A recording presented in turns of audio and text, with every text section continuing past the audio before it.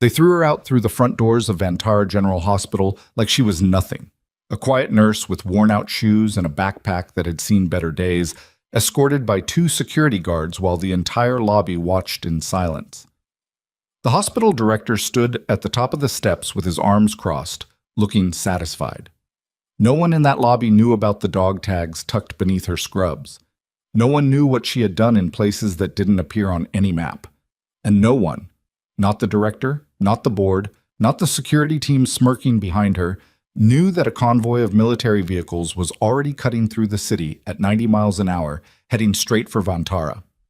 If this story has you hooked already, I want you to stay with me all the way to the end, because what happens next will change everything you think you know about this woman. Hit follow so you don't miss a single part. Drop a like if you're already feeling it, and leave a comment telling me what city you're watching from. I want to see exactly how far this story travels. The morning had started the same way it always did for Mara Linden. 4:50 a.m. alarm. Cold water on her face before the heat even had a chance to kick in. A thermos of black coffee she made herself because the stuff in the hospital break room tasted like someone had run tap water through a dirty sock. She drove the 12 minutes from her apartment to Vantara General in a second-hand hatchback with a cracked side mirror, parked in the staff lot on the east end, and walked through the staff entrance without making eye contact with anyone. That was how she preferred it. Quiet. Invisible. Efficient. Mara had been working the trauma floor at Vantara General for 14 months, and in that time she had earned exactly 0 friends among the senior staff, a reputation for being cold among the nursing administrators, and an unbroken record of stabilizing patients that no one else had been able to reach. She never explained how she knew what to do. She just did it. The other nurses had stopped asking questions after the 3rd month, when they realized her answers were always shorter than the questions deserved. She was 32 years old and looked like someone who had gotten very good at carrying things without letting anyone see the weight. The supply room was at the end of the east corridor, past the orthopedic ward and behind a door that required a keycard.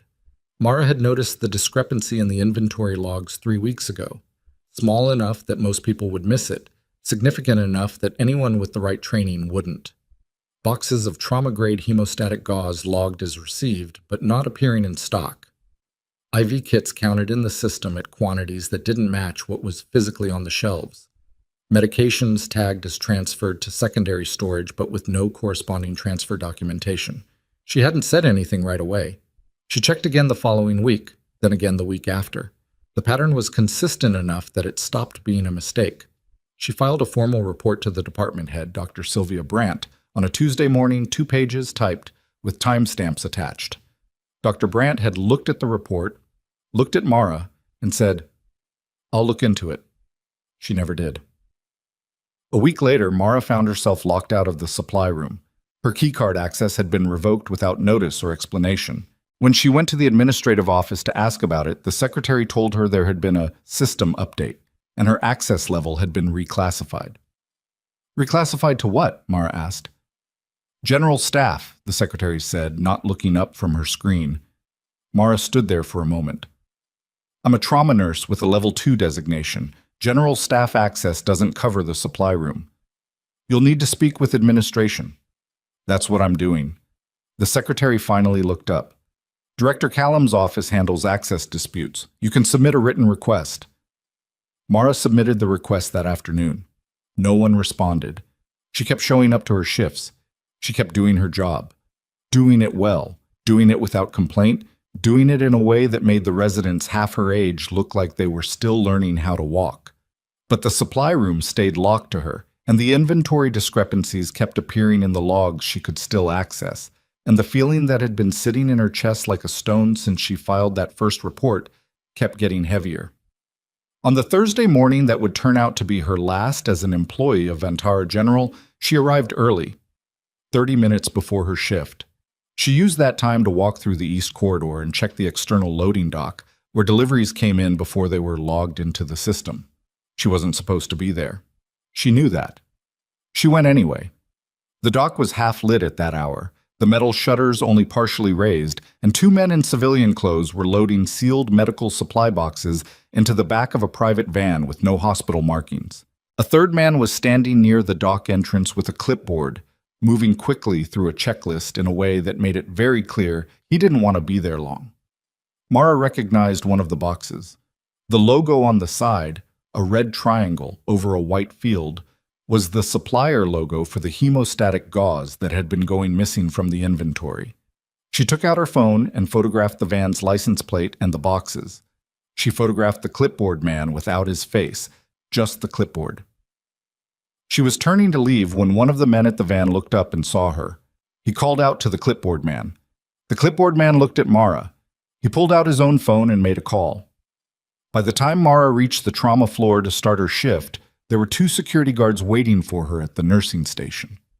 Director Warren Callum was a tall man with a politician's handshake and an accountant's eyes, the kind of person who could smile at you while running a calculation in his head. He had been running Vantara General for 6 years, and in that time, the hospital's public reputation had gone up, while its internal culture had quietly corroded into something that rewarded loyalty over competence and silence over accountability. He was standing in the corridor outside his office when the security guards brought Mara to him. He had the expression of a man who had already decided how this was going to go. "Ms. Linden," he said, using the diminutive deliberately. "Not Nurse Linden. Not even her first name. I think you know why you're here." "I know what I saw at the loading dock," Mara said. Callum tilted his head slightly, like she'd said something mildly interesting. "What you think you saw," he said, "was a routine supply transfer. What you actually did was trespass in a restricted area and photograph staff members without consent.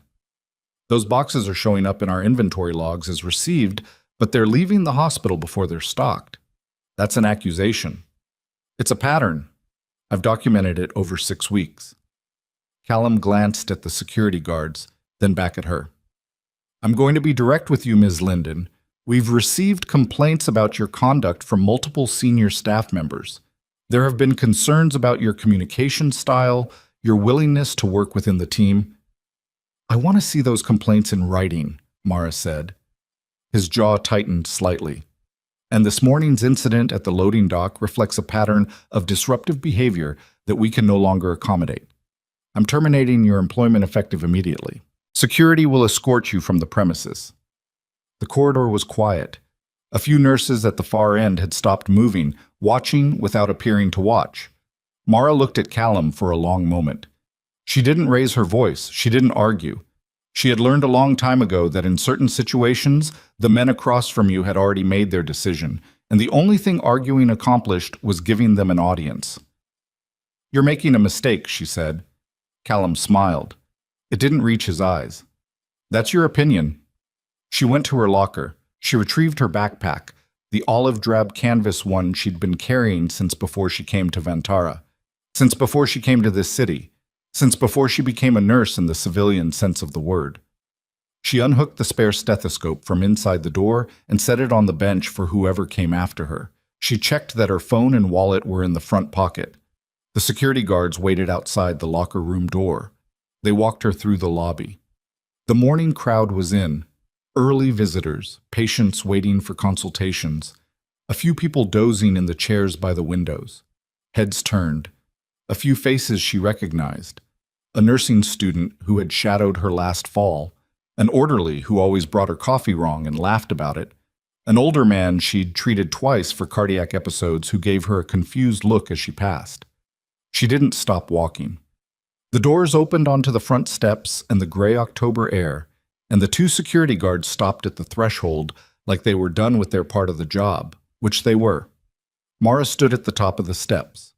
Her car was in the east lot, which she could reach by going around the building. She shifted the backpack on her shoulder.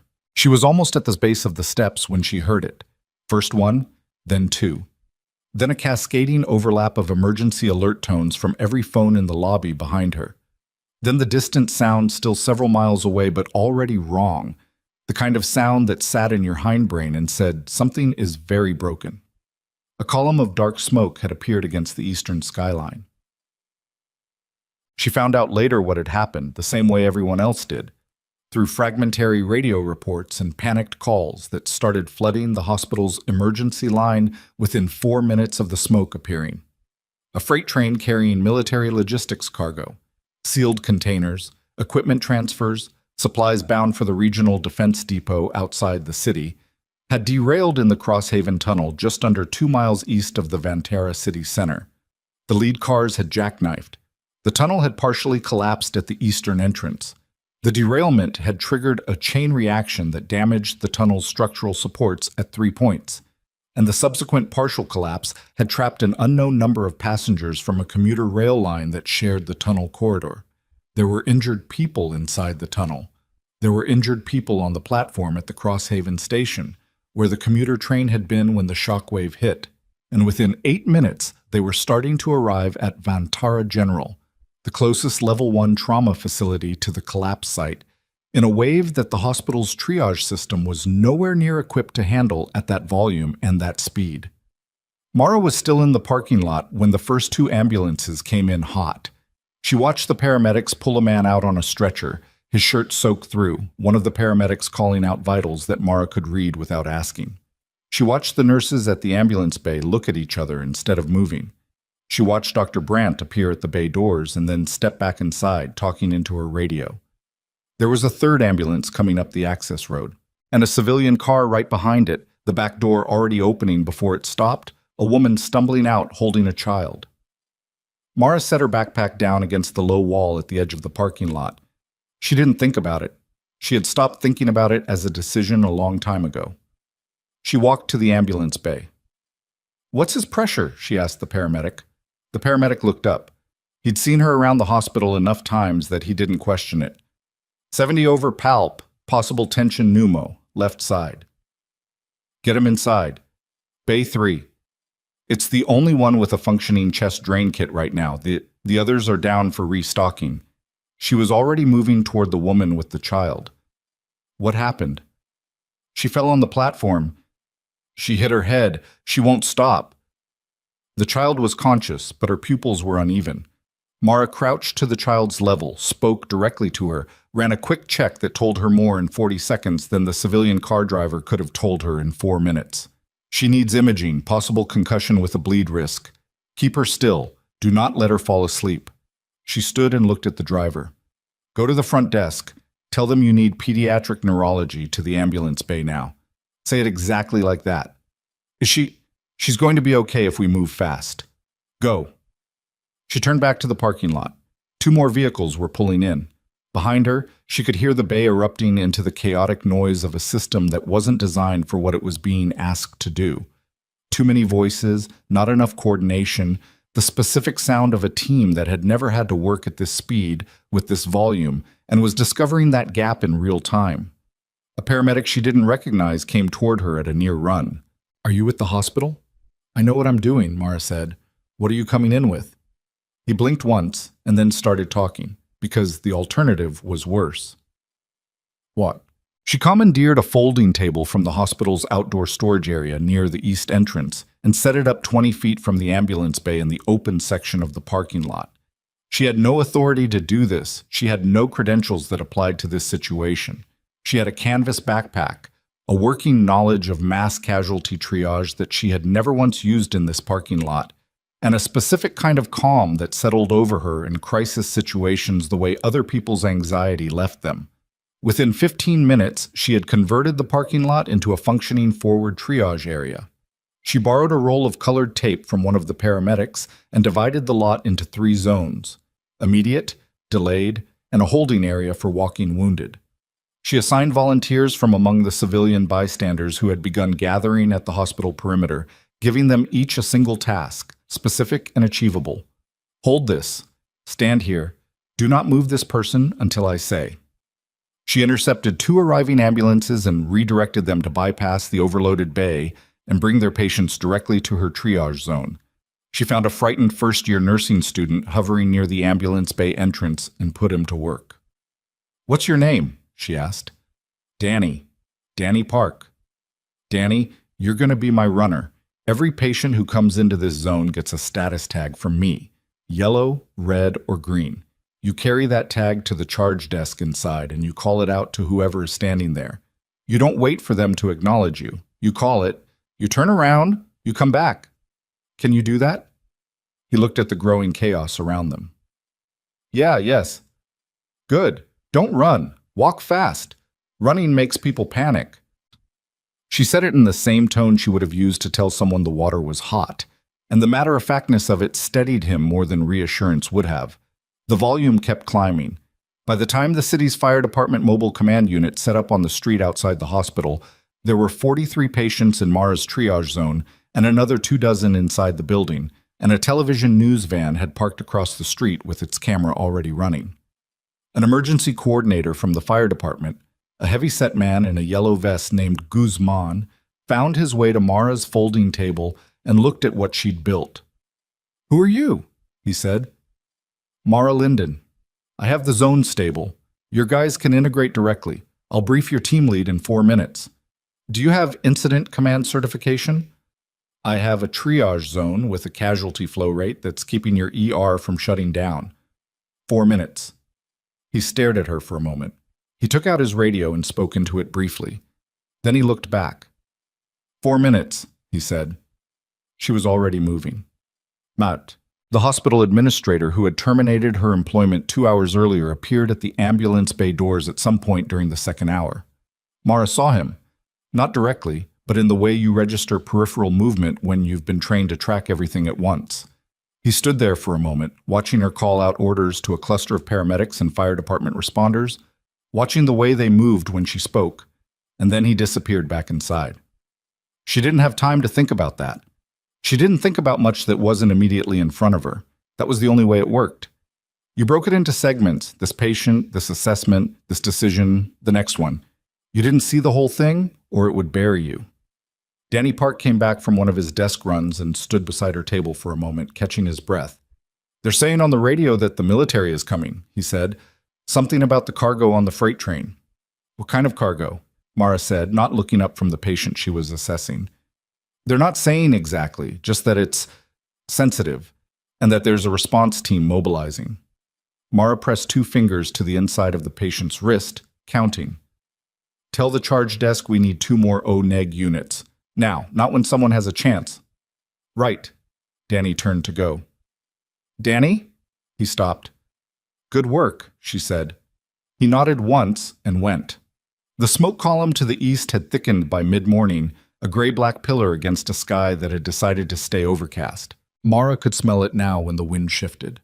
That particular smell of burning industrial material that was completely different from a building fire, sharper and chemical underneath. The kind that told you whatever was inside those freight cars was not ordinary cargo. She filed that information away. She kept working. She was in the middle of coordinating a handoff with an incoming paramedic team from the county when she became aware of a new sound cutting through the general chaos. A rhythmic mechanical thrum that started low and built quickly. She looked up. 3 helicopters were coming in from the northeast, flying in a formation that was not civilian. The aircraft were dark, military spec, moving with the kind of deliberate coordination that told you before you could read any marking that these were not news helicopters and not medevac. The parking lot quieted, or seemed to. People looked up. The helicopters swept over the hospital and circled once, then dropped toward the far end of the parking lot in a clearing that Mara's triage operation had left open. Not intentionally, but she had organized her zones in a way that left exactly that kind of space. As if something in her muscle memory had planned for this without telling her. The rotors were still spinning down when the doors opened. A man in military field dress dropped to the ground before the skids had fully settled. He was followed by 4 others. He was not the highest ranking. There were insignia on the second man that outranked him, but he was the one who moved first, and he moved with the specific posture of someone who knew exactly what they were looking for. He scanned the parking lot. His eyes moved across the triage zones, the colored tape markers, the folding table command post, the flow of patients and responders that Mara had organized from nothing in under 2 hours. Then his eyes found Mara. He walked toward her in a straight line. The other military personnel followed without being told. He stopped 6 feet away. His expression was unreadable but not cold. There was something in it that was almost recognition, though she didn't know him. He looked at her for a moment, and then he did something that nobody in the parking lot expected. He came to attention, and he saluted her. The parking lot went completely silent. Even the people who hadn't been watching turned around. Mara stood at her folding table with a blood pressure cuff in one hand and a triage tag in the other, and she looked at this man, this uniformed, decorated senior military officer, who had just saluted her in front of every camera, every first responder, every stunned bystander in that lot. "Captain Linden," he said, his voice carried, though she didn't think he was trying to project. "I wasn't sure we'd find you here." Behind her, she heard someone she thought it was Danny Park, say very quietly, "Captain?" The hospital director, who had reappeared at the bay doors at some point, was completely still. Mara set down the blood pressure cuff. She looked at the officer. She had not used that title in 4 years, had not heard anyone say it to her in this context, in this world, in the life she had built after the one she left behind. "Colonel," she said. Her voice was steady. "We have a problem." He didn't ask her to elaborate. He didn't need to. "Brief me," he said. Mara turned back to the folding table and spread out the hand-drawn zone map she'd made on the back of a supply manifest 30 minutes into the crisis. It wasn't pretty. Pencil lines, abbreviated labels, numbers updated in real time in the margins. But it was accurate. 47 patients currently in this triage zone. 11 red tags, 22 yellow, 14 green. The reds are being fed into the ER in a rotation I've been managing manually because their internal triage system couldn't handle the intake volume. The ER is at 140% capacity. She paused. The tunnel collapse triggered a secondary structural failure at the eastern entrance approximately 40 minutes ago. We stopped getting ambulances from that end. Rescue teams are still inside. How many unaccounted for? The commuter train had an estimated 211 passengers at peak morning load. We've received 63 here, another 32 diverted to Mercy Cross on the south end. That leaves over 100 unaccounted for. Some evacuated to the street under their own power, but Transit Authority hasn't finished their head count. The colonel, his name tape read Voss, looked at the map. He had the eyes of someone who processed information the same way she did, in layers simultaneously. "The freight cargo," he said. "You know what it is." "I know what it smells like," Mara said. "And I know that 3 military helicopters don't scramble for a train derailment unless the cargo is something that doesn't belong in a tunnel collapse." Voss looked at her directly. "Sealed industrial coolant systems for weapons-grade containment units. One of the containers is compromised. We have a leak."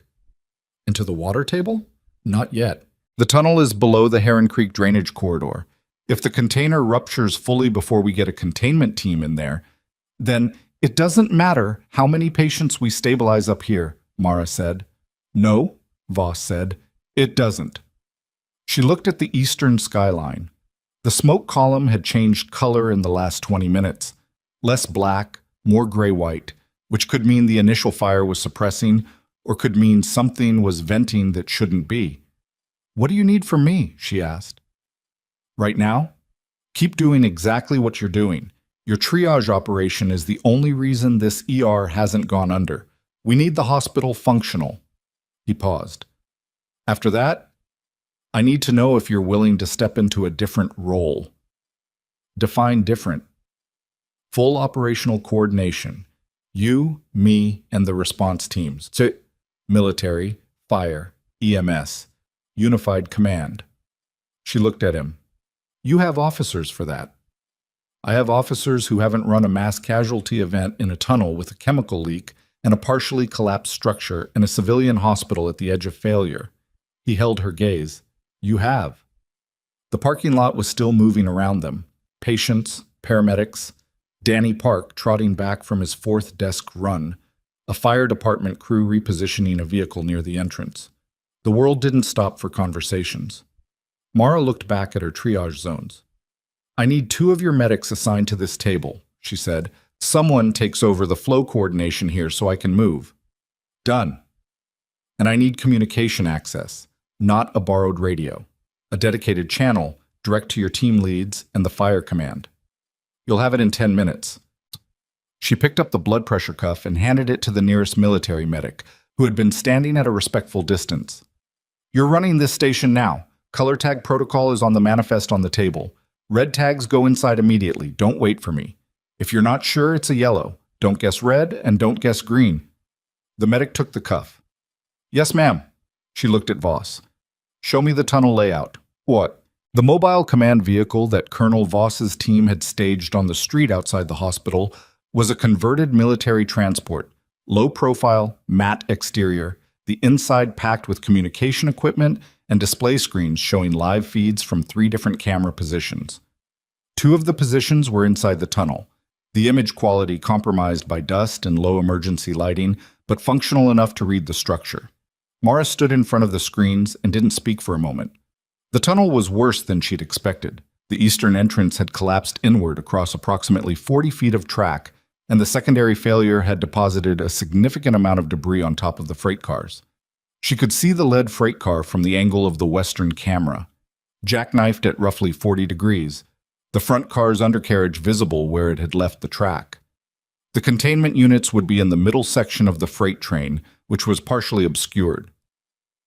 Western Rescue Team is at what position? She asked. One of the communications officers pointed to a marker on the overlay. About here. They've been holding at the 40-meter mark since the secondary collapse. Debris field is unstable. Structural engineers flagged it 20 minutes ago. Can we get eyes on the compromised container? Camera 3. He switched the feed. The image was worse, more dust, the angle narrower, but she could see it. A large sealed unit, roughly cylindrical, resting at an angle where the freight car had tilted. There was a visible stress fracture along the side of the container, and even through the dusty camera feed she could see the faint shimmer of vapor at the fracture point. How long before that ruptures fully? She asked. A man she hadn't met yet stepped forward, lean, with the look of someone who'd spent years doing field work rather than desk analysis. He was in military dress, but his insignia wasn't combat.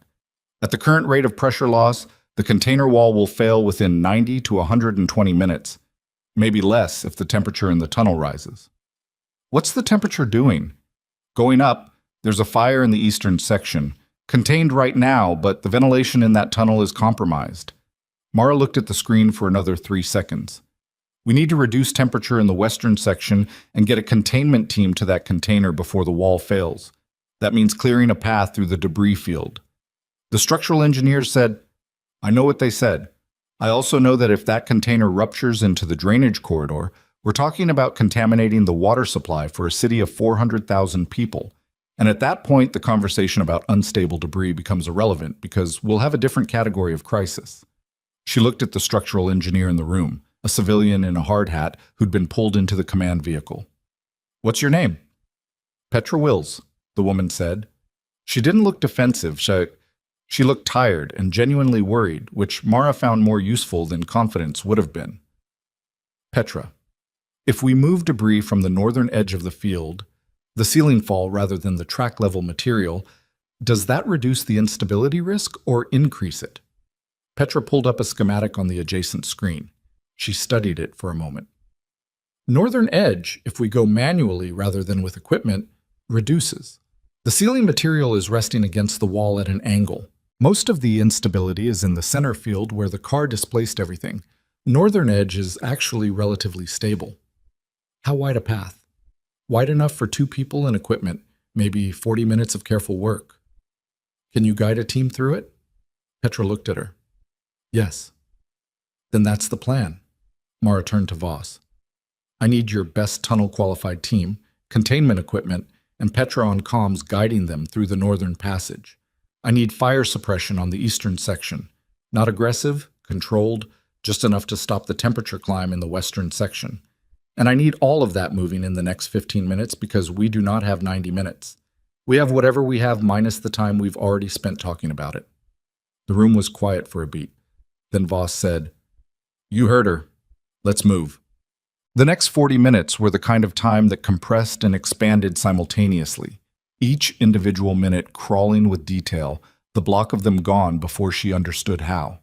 Mara positioned herself at the entrance to the western tunnel access point, which put her close enough to monitor the rescue operation and still maintain radio contact with her triage station in the parking lot. She had the dedicated channel Voss had promised her, and she used it without ceremony. Short transmissions, specific information, no filler. The tunnel team was 5 people. 3 military engineers with containment equipment, Petra Wills providing structural guidance from a position at the western entrance with a monitor and direct radio link to the team, and a 4th military medic moving with them in case they encountered survivors in the debris field. They found survivors in the debris field. 3 people, 2 adults and a teenager, who had been sheltering in a maintenance alcove off the main tunnel corridor since the secondary collapse. One of the adults had a compound fracture of the left tibia, stabilized but not treated. The teenager had a head laceration that had bled heavily but wasn't arterial. The second adult was largely uninjured but had been keeping the other 2 functional for 2 hours in the dark and was running on the last edge of what a person could run on. The medic handled them. That was his job. Mara heard the transmissions and updated the triage station with the incoming cases. The containment team reached the compromised container at the 37-minute mark. Mara heard the lead engineer's voice on the radio. "We're at the unit. Fracture is visible, pressure loss is active. We're deploying patch protocol now." She didn't respond. She let him work. The next 11 minutes were quiet on the radio, which was either the best sign or the worst one. Then, "Patches holding, pressure stabilizing." She exhaled slowly. "Confirm stabilization," she said into the radio. "Confirmed. Container is stable. We need about 20 more minutes to secure the secondary seal and get it to a position where it can be extracted safely, but the immediate rupture risk is neutralized." Behind her, she heard someone in the command vehicle say something that might have been relief and might have been a curse. The two sounded similar at moments like this. Mara turned away from the tunnel entrance. The parking lot was still running. Her triage zones were still moving patients. Danny Park was at the far end of the lot, walking fast toward the main entrance, doing exactly what she'd told him to do. She stood there for a moment in the space between the things that needed to happen next, and she let herself feel the weight of the last 3 hours. Not dwell in it, just acknowledge it, the way you had to sometimes, or it would find a worse time to surface. Her backpack was still against the low wall where she'd left it. The dog tags were still beneath her scrubs. She hadn't thought about either of them since the first ambulance pulled in. Colonel Voss found her at the edge of the parking lot 20 minutes later, when the immediate crisis had downshifted from acute emergency to the sustained grinding work of secondary rescue and patient management. "Container is secured," he said. "Extraction team is moving it now. Fire in the eastern section is suppressed. We have rescue teams through the northern passage. They're working the remaining debris field for survivors." Casualty count? 7 confirmed fatalities from the initial derailment, 41 transported to hospital, 12 still unaccounted for from the commuter line. Rescue teams are optimistic that most are evacuated civilians who haven't checked in yet. He paused. "It could have been much worse." "It still could be," Mara said. "The tunnel structure needs assessment before they let anyone else in there. Petra Wills should lead that." "Already requested." She nodded. Voss was quiet for a moment. He looked at the hospital building, then back at her. "You've been out here for 3 hours running a mass casualty response with no authority, no equipment, no support, and an ER that was 20 minutes from shutting down when you stepped in. The patients needed someone," she said. "That's not what I'm getting at." He looked at her steadily. 4 years ago, you walked away. Your service record, which I've read, suggested it was permanent." Mara looked at the smoke, which had thinned to a gray wisp now against the afternoon sky. "It was. And yet," she agreed. She didn't elaborate. He didn't push. That was one of the things she had always respected about military culture at its best, the understanding that some things didn't need to be unpacked in a parking lot. "There's going to be an inquiry," Voss said, "about the hospital, about what you reported before they terminated you." She looked at him. "We found the van," he said, "the one from the loading dock. Our investigators intercepted it at a checkpoint on the North Highway about an hour ago. The cargo matched the missing supply inventory from this hospital's records." He paused. "Director Callum's name is on the paperwork." Mara was quiet. "You documented it over 6 weeks," Voss said. "You reported it through proper channels, and they threw you out." "Yes," she said. "That's going to matter," he said. "In the inquiry, it's going to matter a great deal." She looked at the hospital entrance, the same doors she'd walked through at 4:50 that morning, The same steps she'd walked down 3 hours ago with a security escort and a backpack and a career that had been ended by a man who turned out to be stealing from the patients it was his job to protect. There were news cameras across the street. She'd been aware of them for the last hour without looking directly at them.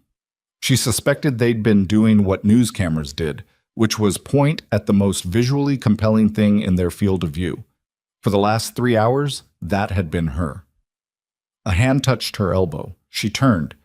It was Danny Park, slightly out of breath, with a look on his face that she couldn't immediately categorize. "There's something happening inside," he said. "In the lobby. I think you should come." She looked at him. "What is it?" He hesitated. "Director Callum is being escorted out by police." He paused. "A lot of people are watching." Mara looked at the hospital entrance. She picked up her backpack from the low wall. She settled it on her shoulder, the familiar weight of it, the canvas worn soft at the straps, and she walked toward the doors. The lobby was the fullest she had ever seen it. Not with patients, or not only with patients. The chairs along the windows held the usual mix of anxious visitors and people waiting on news, but the corridor leading from the main entrance toward administration had filled with hospital staff who had drifted out of their departments in ones and twos, drawn by the specific gravity of something happening that couldn't be ignored. Nurses in scrubs, residents still holding tablets, orderlies who had stepped out of rooms they were supposed to be in, a few of the morning's incoming patients who were ambulatory and curious. They had formed a loose corridor of bodies, not intentionally, the way crowds do when they all turn to look at the same thing. Director Warren Callum was at the center of it. He was in the same suit he'd worn when he terminated Mara's employment that morning, though it looked different now. The jacket slightly wrong at the shoulders, the collar loosened, a man whose composure had been working hard for several hours and was beginning to show the effort. 2 Vantara City police officers flanked him, not gripping his arms, but positioned in a way that made the direction of travel clear. A plainclothes investigator walked slightly ahead, holding a folder. Callum was talking. He was talking in the measured, reasonable tone of a man who had spent 6 years learning how to talk his way through difficult rooms, but the tone had a quality to it now that the morning's version hadn't, something underneath the control that was working to stay underneath it. "This is premature," he was saying. "Whatever you think you found, there is context that hasn't been—" "Mr. Callum," the investigator said, not unkindly, "you'll have the opportunity to speak with counsel before any formal questioning. Right now, I need you to come with us. I run this hospital. The hospital is in the middle of a mass casualty event. Removing me now is—" "The hospital's emergency operations are currently being coordinated by Military Incident Command," the investigator said. "They've confirmed they don't require your presence." Callum stopped talking. The lobby was very quiet. Mara stood near the entrance, still holding her backpack by one strap. She had come in through the main doors a minute ago and stopped at the edge of the crowd. She had a clear sight line to Callum, and after a moment he found her in the room the way people always find the specific face they're most aware of. He looked at her. She didn't look away. There was a moment, brief and not satisfying in the way she might have expected, because satisfaction wasn't really what she felt, where the morning replayed itself in the space between them, his voice saying we can no longer accommodate, the security guards at her locker room door, the front steps and the October air. He looked away first. The police officers moved him toward the exit. The crowd parted. Not dramatically. They just moved, because that's what people do when the moment resolves, and there's nothing left to stand in the way of. Mara watched him go through the doors she'd come in through. Danny Park appeared beside her. "Are you okay?" She considered the question seriously, the way she always did when people asked it. "Yes," she said. "What happens now?" She looked around the lobby. The staff still gathered, the patients, the residue of a morning that had remade itself 3 or 4 times since it started. The hospital was still running. The monitors were still monitoring. Down the hall, she could hear the ER in its sustained emergency mode. Not the chaos of 2 hours ago, but the controlled intensity of a team that had found its footing. "Now we finish," she said. The afternoon ran long. It ran the way the aftermath of a mass casualty event always ran. Not with the sharp adrenaline of the acute phase, but with a slower, more grinding exhaustion, the kind that settled into the spaces between your shoulder blades and behind your eyes. There were still patients to monitor. There were still families arriving at the hospital looking for people they couldn't reach by phone. There were investigators who needed statements, military logistics personnel coordinating the extraction of the secured container from the tunnel, a structural engineering team working the debris field with methodical care. Mara moved through all of it. She was not officially employed by the hospital. She had no title here, no badge, no designation in any system. But the people who needed direction kept finding her, and she kept giving it, because the alternative was watching something fall apart that didn't need to. Colonel Voss checked in with her twice during the afternoon.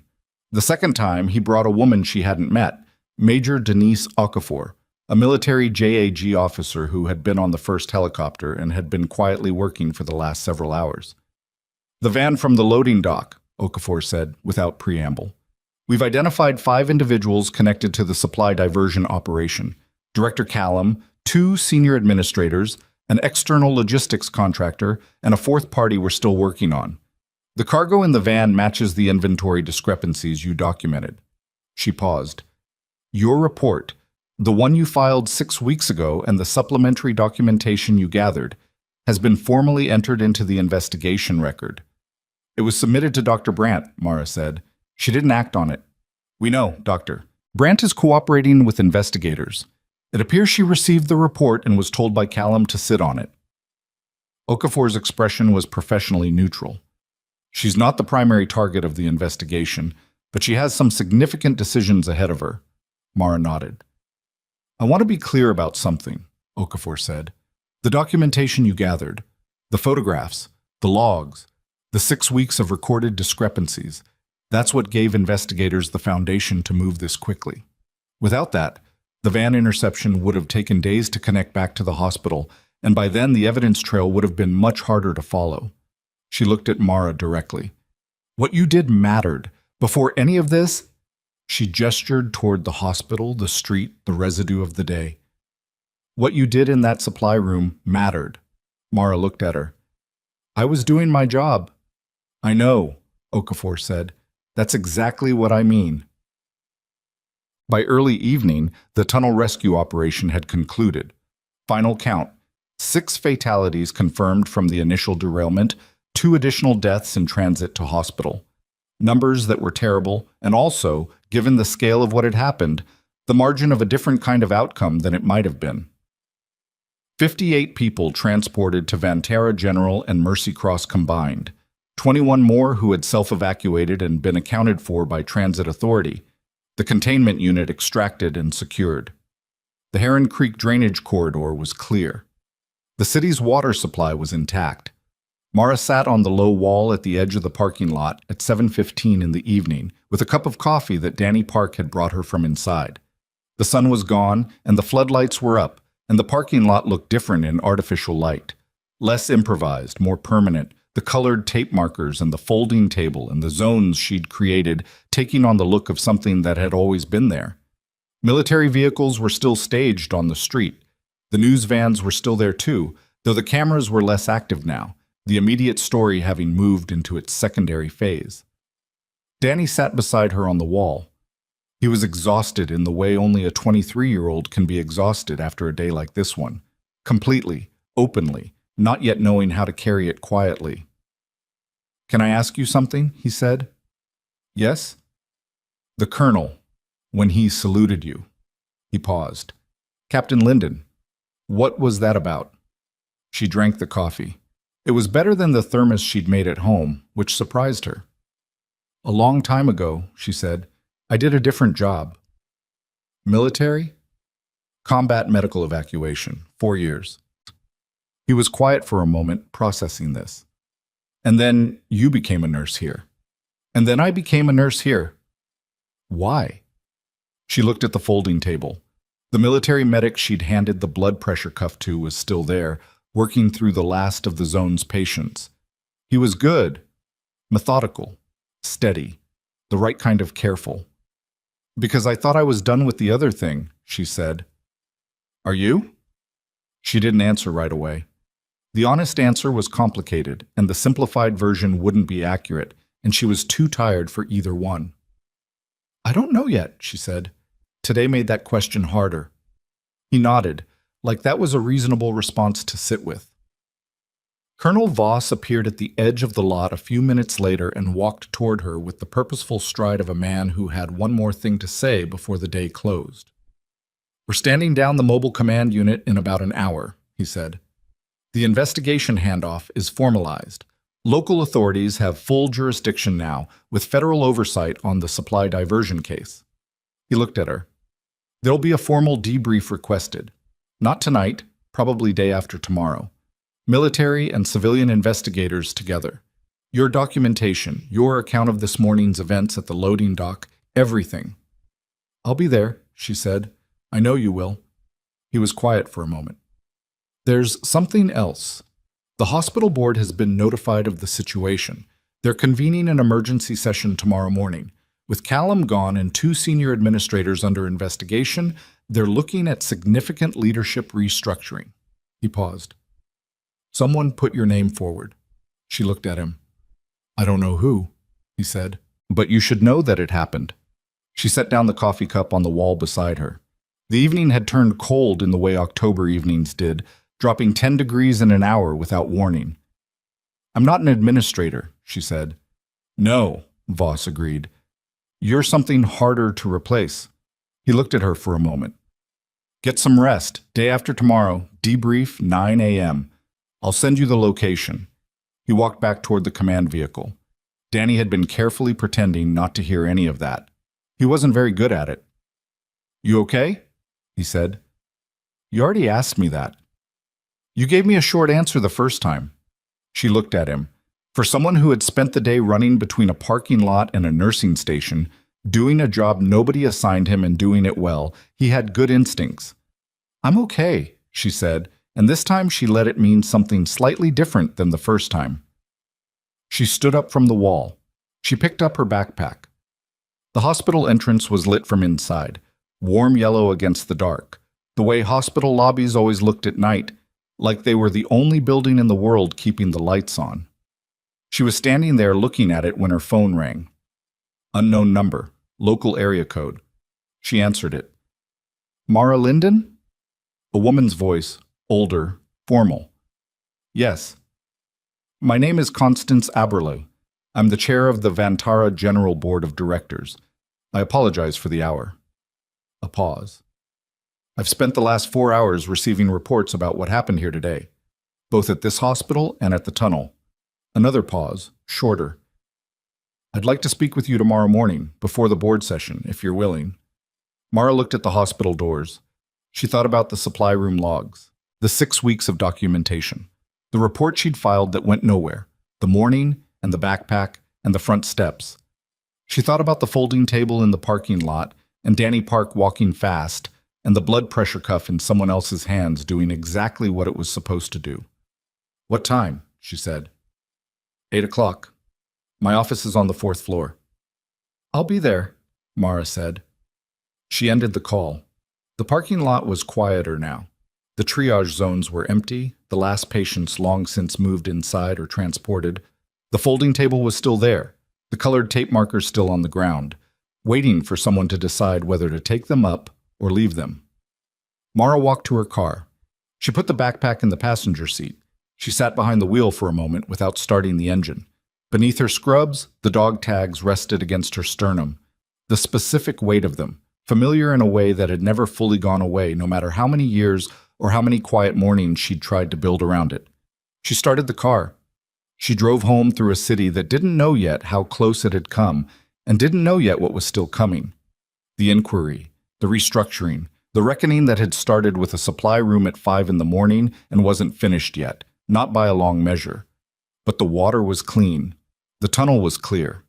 And somewhere across the city, in a police holding room with institutional lighting and a table and 2 chairs, Warren Callum was sitting across from an investigator who had 6 weeks of documented evidence and a very long night ahead of him. Mara turned onto her street. She parked. She sat in the quiet car in the quiet street, and for the first time since the alarm had gone off at 4:50 that morning, she let the day land.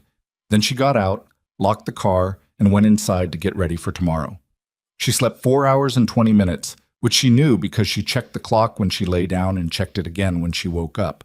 not from an alarm but from the specific internal mechanism that had never let her sleep past a crisis. It was 2:47 in the morning. She lay on top of the covers in the dark for a moment, listening to the apartment, the refrigerator hum, a car passing on the street below, the particular quality of silence that a city has at that hour when it's not quite asleep and not quite awake. Her mind was already running through the morning. The board chair's office at 8, the things she'd need to say and the things she'd need to be careful about saying, because there was a difference between truth and strategy, and she'd always been better at the first than the second.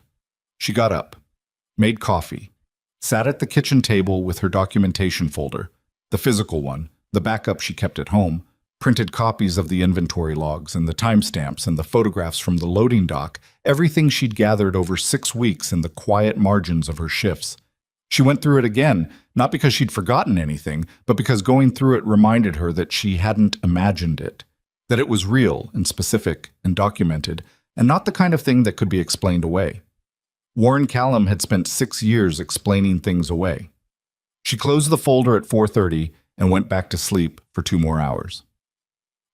Constance Aberley's office was nothing like Callum's, where his had been all polished surfaces and deliberate signals of authority, the framed commendations, the clean desk, the view positioned to impress. Hers was a working space. Files on a credenza, 2 monitors, a whiteboard on the side wall covered in handwriting that had been partially erased and rewritten enough times to suggest she actually used it. She was 70 or close to it, with cropped gray hair and the posture of someone who had decided a long time ago that she didn't have the patience for bad chairs.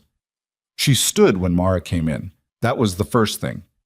"Sit down, please," she said, and gestured to the chair across from her desk without any of the performance Callum would have put into the same gesture. Mara sat. She'd left the backpack in her car and come up with just the folder and her phone.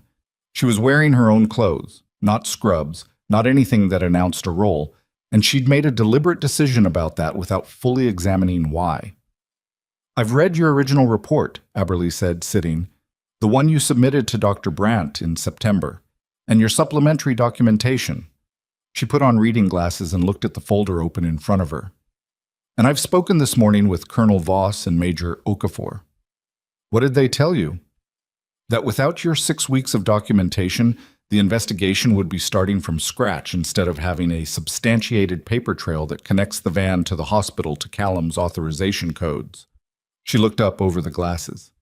"They also told me what you did yesterday, at the triage zone, in the tunnel operation." Mara waited.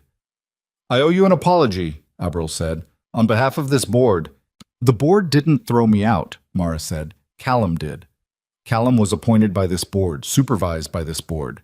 And the complaint mechanism that should have caught your report before it disappeared, that's a governance failure, which is on us." She took off the glasses. "I'm not interested in distributing blame in a way that lets this institution off the hook. We failed you. That's the accurate statement." Mara looked at her. She'd been prepared for a more defensive version of this conversation. The institutional language that acknowledged error in a way specifically designed to minimize liability. This wasn't that. "What happens to the hospital now?" Mara asked. "Callum's employment is terminated effective yesterday. 2 administrators are suspended pending investigation. The board is convening at 9 to discuss interim leadership and a full operational audit." She paused. "The supply diversion has been ongoing for approximately 18 months, based on what investigators have found so far. The scale of it's significant." "How significant?" Aberley looked at her steadily. "Enough that we have to notify the state health authority. Enough that there will be a public disclosure." She let that land. "This hospital's reputation is going to take damage, real damage, and the community we serve deserves better than spin management." "Then don't spin it," Mara said. Aberley almost smiled. "No, we won't." She folded her hands on the desk. "I want to talk to you about what comes next, for you specifically." "Colonel Voss mentioned someone put my name forward." "I did," Aberley said. "Last night, after I finished reading the reports." Mara was quiet. "I'm not asking you to make a decision today," Aberley said. "I'm asking you to consider a role in the restructuring process. Not administrative, or not primarily. You're a trauma nurse, and that's not something we can afford to lose to a title. But the hospital needs someone who understands both the clinical side and the accountability gaps that Callum exploited. Someone who has demonstrated, repeatedly and under pressure, that they'll do the right thing regardless of what it costs them. She paused. I would like that person to be you, if you're willing. Mara looked at the whiteboard on the side wall. The partial equations in it, the erased and rewritten notes, someone who actually used the space to think. I'll consider it, she said. That's all I'm asking. Well, the board session ran until nearly noon, which Mara knew because she waited in a chair outside the boardroom for 40 minutes before someone came to tell her the session was running long and asked if she could come back at 1. She said yes, went down to the hospital cafeteria, ate something that she couldn't have named afterward, and watched the news on a mounted screen in the corner of the room. The tunnel collapse was the lead story. The footage they kept cycling through was aerial. The smoke, the emergency vehicles, the parking lot with its colored tape markers visible from above.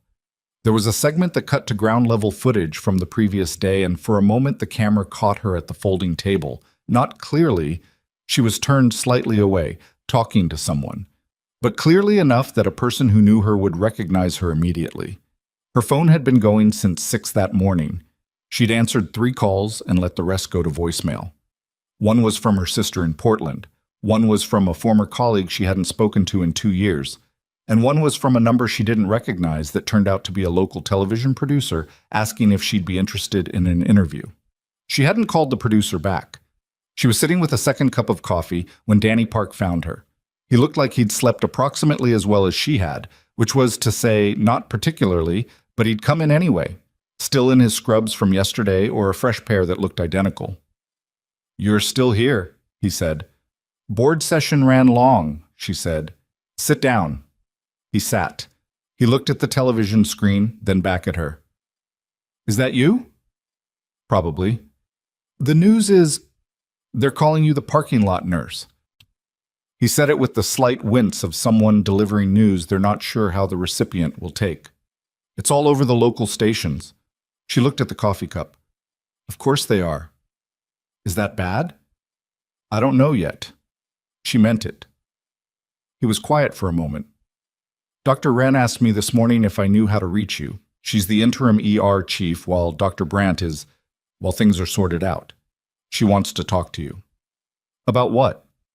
She didn't say exactly, but she was, he searched for the word, respectful about it, which is different from how most people around here usually are when they want something. Mara finished the coffee. Tell her I'll find her after 1. Danny nodded. He didn't get up immediately, which meant there was something else. What? She said. There's a guy, he said, outside the main entrance. He's been there since about 8 this morning. He's not press. He's not carrying anything. He asked one of the security staff if you were inside, and when they said they didn't know, he said he'd wait. She looked at him. Description. Older. Maybe 60. Civilian clothes, but the way he stands, Danny paused. He stands like Colonel Voss stands, like the way military people stand when they're not trying to look military. Mara set down the cup. Poczek. He was exactly where Danny described him, to the right of the main entrance, not blocking anything, not drawing attention, standing with his hands at his sides in the specific way that people with long military careers stand when they're trying to look casual and can't fully manage it. He was maybe 62, 63, broad through the shoulders in the way that doesn't go away, civilian jacket, dark slacks, no insignia anywhere. He saw her before she reached him and turned to face her, which meant he'd known what she looked like before he came here. Ms. Linden, he said. That depends on who's asking, she said. He reached into his jacket and produced a credentials wallet, opened it, held it out. She looked at it. Federal Investigative Division, the kind of office that coordinated between military and civilian jurisdiction on cases that didn't fit cleanly into either category. Special Agent Roland Fitch, he said. I've been assigned to the supply diversion investigation, the civilian component. Major Okafor's office contacted me about a debrief day after tomorrow, Mara said. That's the appropriate channel. I know, he said. This isn't the debrief. He put the credentials away. There's something you don't know yet. Something that came up overnight in the investigation, and I think you need to know it before you go into that board session this afternoon." She looked at him. His face was the face of someone who had delivered difficult information before and hadn't gotten better at enjoying it. "Talk," she said. "The supply diversion has been running for 18 months, as I understand the board has been told." He paused. "What the board hasn't been told yet, what we're still working through the documentation on, is that it wasn't just medical supplies." She waited. "There were patient billing records altered," he said. "Invoices to the hospital's insurance contracts for procedures and supplies that were never administered. Essentially, the diversion was running on 2 tracks simultaneously, supplies going out the back and fraudulent billing going in through the front. The 2 systems together generated approximately—" He paused. "We're still auditing, but the early number is somewhere north of $2.4 million over 18 months. The morning traffic moved past the hospital entrance. A family came through the doors behind Mara, the father holding the door for a woman with a stroller. "Patient records," Mara said. "Were patient outcomes affected?" "That's what we don't know yet. The billing fraud doesn't necessarily mean treatment was withheld. In most cases, it appears the records were altered after the fact to reflect materials that were diverted before they reached the floor. But in some cases—" He stopped. "In some cases, the timeline is harder to read." She understood what he wasn't saying directly. In some cases, the supplies that had been diverted were supplies that should have been available for patient care. And in some of those cases, the absence of those supplies at the right moment might have had consequences that no one had connected yet to a supply room in the East Corridor. "How many cases?" she said. "We don't know. That's what the audit is going to determine." He looked at her.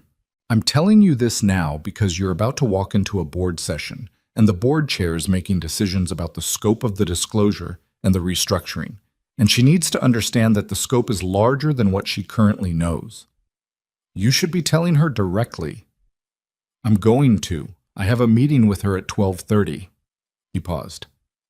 "I wanted to tell you first because your documentation, your 6 weeks of logs and photographs, is the spine of this entire investigation.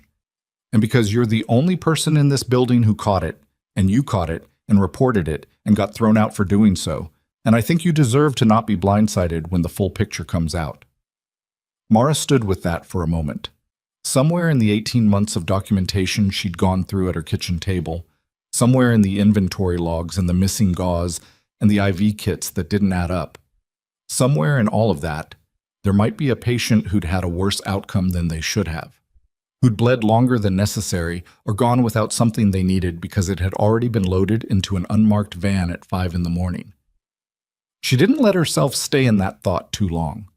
Not because it wasn't important, it was the most important thing he'd said, but because the morning wasn't finished and she couldn't afford to be somewhere else in her head right now.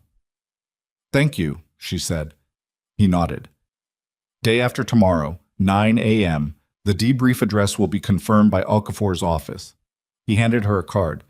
"If anything comes up before then, anything you remember, any documentation you haven't submitted yet, call me directly." She took the card. He walked toward the parking lot. She stood at the entrance for a moment, looking at nothing in particular, and then she went back inside. Reds. The board session at 1 o'clock lasted 2 hours and ran badly for the first 40 minutes, which was what happened when 12 people who'd been caught flat-footed by an institutional failure tried to get organized in real time. There were defensive questions and procedural arguments, and 2 board members who seemed more concerned with the hospital's insurance exposure than with the clinical implications of what Fitch had told Aberle at 12:30. Mara sat at the end of the table and answered questions when they were directed at her and didn't fill the silences when they weren't.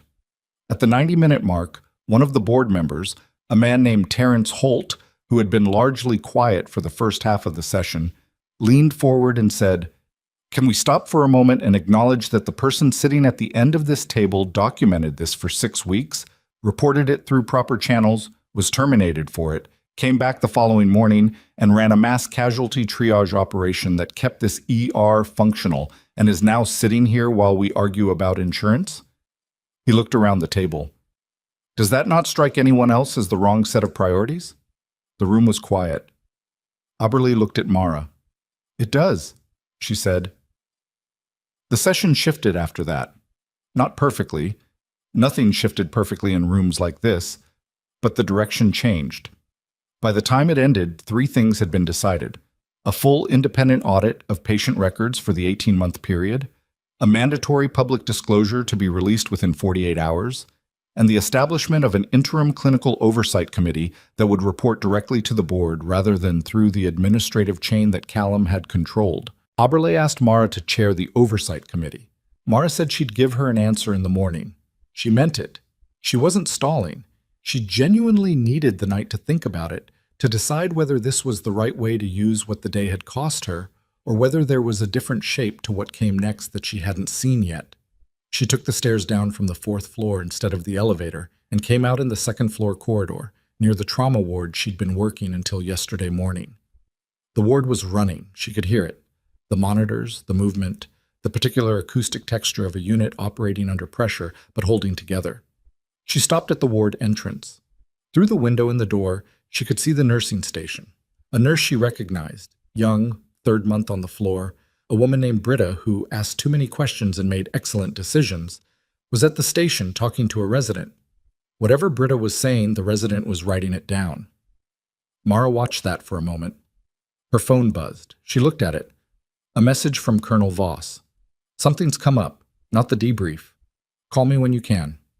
She looked at the message. She looked through the window at the ward. She stepped away from the door and called Voss. He picked up on the 2nd ring. "There's a development with the freight cargo," he said, without greeting. "The container we secured yesterday, the one with the stress fracture." "What about it?"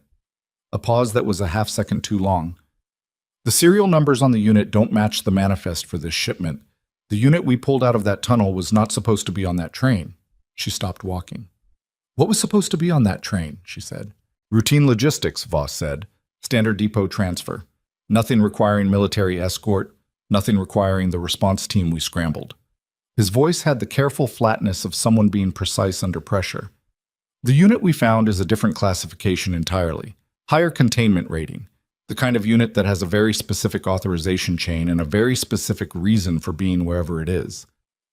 "Where was it supposed to be?" Another pause. "That's the problem," Voss said. "According to every record we can access right now, that unit doesn't exist." The silence on the line lasted 3 seconds, which was long enough for Mara to understand that Voss wasn't being dramatic. "Say that again," she said. "The unit's serial number pulls no record in any database we have access to. Military logistics, federal inventory, contractor manifests, nothing.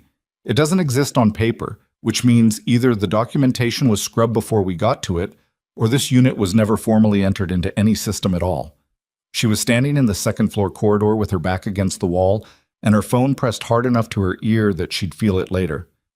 "What's the containment classification?" "Level 4 biological isolation casing, the kind used for pathogen research transport." The corridor felt different than it had 30 seconds ago. Same fluorescent lights, same foot traffic, same smell of antiseptic and floor wax. But different. "Who else knows?" she said. "My team, Okafor, and 2 people at federal level who were read in an hour ago. The hospital board does not know. The press does not know." A pause. "And I need it to stay that way until we understand what we're actually dealing with." "The fracture in the casing," Mara said. "When we were in the tunnel, you told me it was an industrial coolant system." "That's what the manifest said it was. The manifest was wrong, or fabricated." She thought about the vapor shimmer she'd seen through the tunnel camera feed, the way it had caught the emergency lighting. She'd read it as pressure gas, consistent with a coolant container under stress. She'd been looking at it through a dusty camera at a difficult angle, and she'd made a reasonable assessment based on the information available. The information had been wrong. "The rescue team that went through the Northern Passage," she said. "The medic, the engineers, Petra Wills. All currently being evaluated, precautionary protocol. No one is presenting symptoms, and exposure was limited. The fracture was minor, and the team wasn't in proximity long enough for significant contact risk. But we won't have certainty on that for another 48 hours. "What kind of pathogen?" "We don't know yet. The unit is in a secondary containment facility now. Analysis is running. His voice had the quality of someone delivering the specific truth while managing the larger panic that the specific truth implied. Mara, the reason I'm calling you is not just to inform you. I need your assessment of the triage patients from yesterday. Anyone presenting respiratory symptoms, fever, unusual neurological signs, any pattern that didn't fit the standard trauma profile. She closed her eyes for a moment. 47 patients through her triage zone. She'd assessed most of them personally. She ran through them now the way she always did, not as a list but as a sequence of moments. This face, this set of vitals, this presentation. It was the way her memory worked, had always worked, the thing that had made her good at this job and the previous one. 2 patients, she said, both from the commuter platform, not the freight cars. A woman in her 50s with what I tagged as stress response tachycardia and mild confusion. I attributed it to shock. And a man, maybe 40, who had a nosebleed that was heavier than the impact trauma justified. I flagged him for monitoring, but not as a priority case. Where are they now? Inside, admitted. She was already pushing off the wall. I need access to their current charts. You don't have hospital credentials anymore. I know what I don't have. I'm asking if you can get me access in the next 10 minutes. A beat. I'll call Aberley. Do it now, she said, and ended the call. Aberley's assistant met her at the nursing station on the 3rd floor with a temporary access badge and the expression of someone who had been given instructions without explanation and was professionally committed to not asking. Mara took the badge, clipped it, and went straight to the charts terminal. The woman from the platform, admitted as Vera Holst, 54, listed address in the Crosshaven district near the tunnel entrance, had been moved to a monitored room on the 3rd floor at 11 the previous night. Her chart showed the tachycardia had resolved with fluids, which was consistent with shock response. But there was a note from the night nurse at 3 a.m. Patient reports persistent visual disturbance described as like looking through water. Ophthalmology consult requested for morning. Ophthalmology hadn't been consulted yet. The morning had been too busy. The man, Dario Serp, 41, was 2 rooms down. His nosebleed had been treated and he'd been kept overnight for observation, which was standard. His morning vitals were normal. But there was a notation from the attending physician at 7 a.m. Patient reports headache with unusual quality, describes as pressure behind both eyes simultaneously. No neurological deficits on exam, monitoring, pressure behind both eyes simultaneously, not a headache. A different thing presented as a headache by a patient who didn't have the medical language to distinguish between them. Mara pulled up the overnight vitals for both patients and looked at the temperature readings. Holst, 98.6 at admission, 99.1 at midnight, 99.4 at 4 a.m. Not fever. Subthreshold. The kind of slow creep that got noted and not acted on because each individual reading was within normal range and the trend only became visible when you looked at all of them together. Serpe, similar pattern, 98.4 to 99.0 to 99.3. She stood at the terminal for a moment. Then she picked up the phone at the nursing station and called Voss.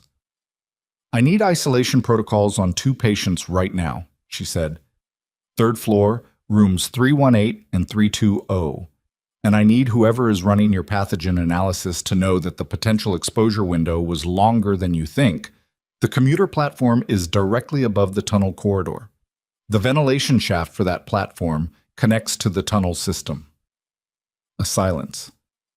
The platform wasn't inside the tunnel, Voss said. No, but the air was. What happened in the next 90 minutes was the specific kind of controlled chaos that looked calm from the outside and felt like controlled demolition from the inside. Voss coordinated Federal Health Authority notification. Aberley was told the full picture.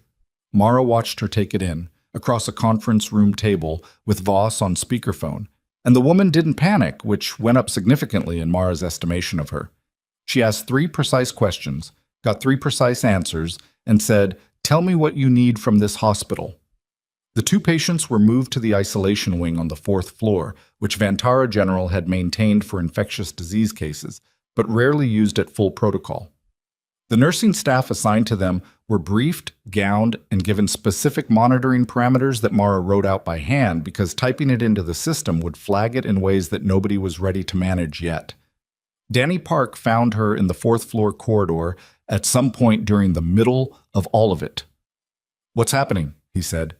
He wasn't asking casually. He'd seen enough in the past 24 hours to read the difference between administrative reorganization and something with a different weight. She looked at him.